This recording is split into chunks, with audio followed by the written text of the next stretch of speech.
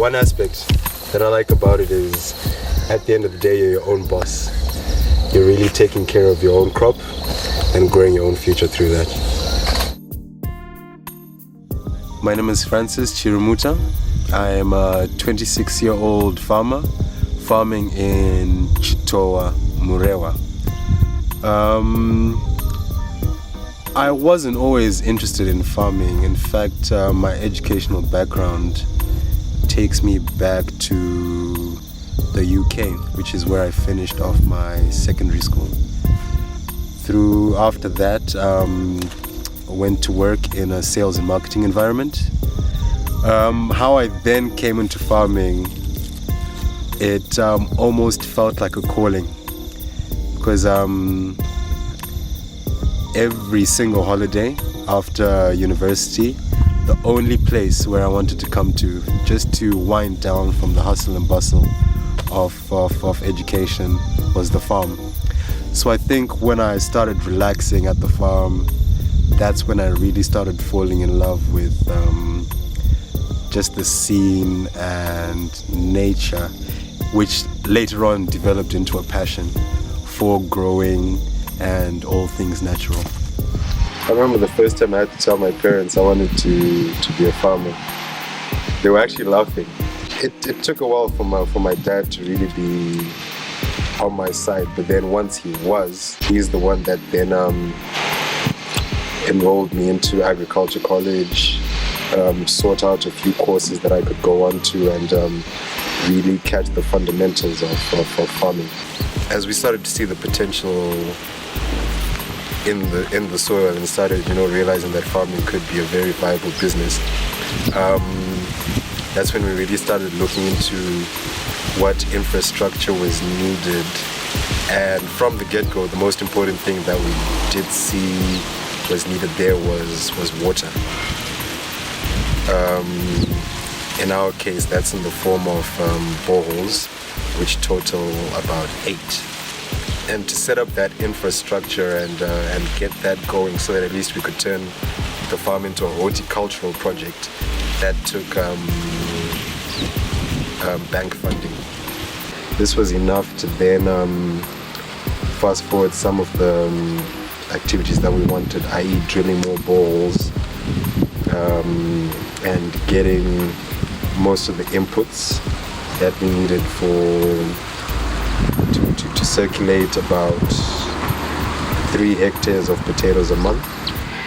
Collateral wise, I think it's father's house, and I also think his office premises are also on there as collateral. So now you've got no choice but to perform.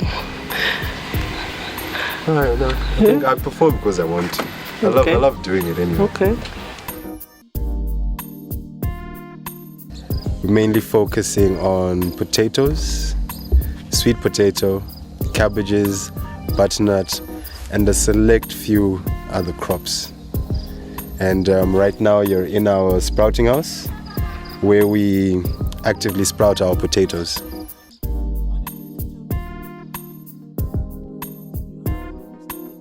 Yeah, this cabbage is about 59 days old. It's star 3311. Yeah, we favor putting on star 3311 because it gives us a very huge and uniform crop with a cutout percentage of about 90 to 95%. So here we've got quite an excellent crop of butternut. These aren't even fully matured yet, but you can see as they're growing, this is going to be a very good crop with a very good size.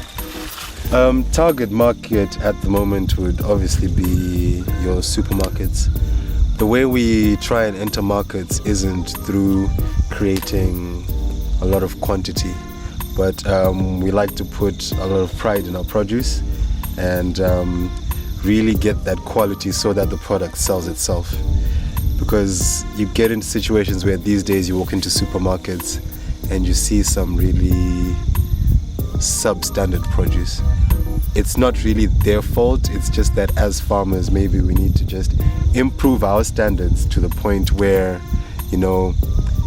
other countries will be coming here and actually looking in Zimbabwe for that export product. Last year, we got the prize for the best district farmer with a variety called 30G19. Okay. Interesting. So we had our field day here with Dr. Parenyatwa, who was the VP, and it was a very glorious day. Okay. Oh, it's always good to get recognition as a farmer, you know. Yeah. All right. Here we actually established a sweet potato nursery so that at the end of the day, during the rainy season, these farmers can get really affordable planting material, right? That way, at least we're giving back to them so they can afford to go back into the fields during the rainy season and make a living through that. With farming, you'll always meet problems wherever you go. I think if we look at where we started and where we are now, there's a massive improvement in terms of the way we do things. But with getting good, your troubles probably also get bigger, if you know what I mean. At one point we had problems in the field where we had losses in yields and stuff. Now we don't, but now we have problems with our markets. When we alleviate those problems with our markets, then you get problems with, let's say, people that you give credit to. I'll say this, farming is very hard, very challenging to begin with, but also very, very fulfilling. When you can go into the fields, watch your crops grow, and just putting general care into everything you do, the results speak for themselves. Where if you've put in the time and the effort, you know that you're going to come out with an excellent product. This job is very fulfilling. I spend 95% of the time on the farm. It does need a lot of attention, and I think the one thing cell phone farmers get wrong is the fact that when you're away that side, you can never really have a good picture of what's happening back here.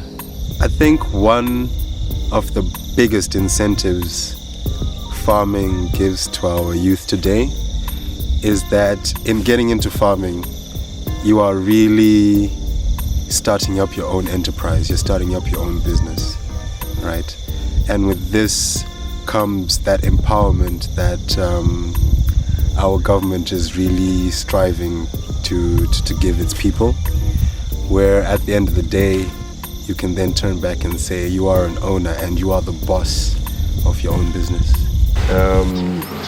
Hopefully within the coming future, all the crazy things that I do read about, especially getting involved in value addition, do come to fruition, because that will make it all the more fun, instead of having to rely on markets like mbambaira and all these other msikas who dictate the price of the product that you're pulling out. If you've got your own product and you've added your value on it, you've got the freedom to almost put your own stamp on it or put your own price on it within reason. And that's the kind of avenue we're looking to get into.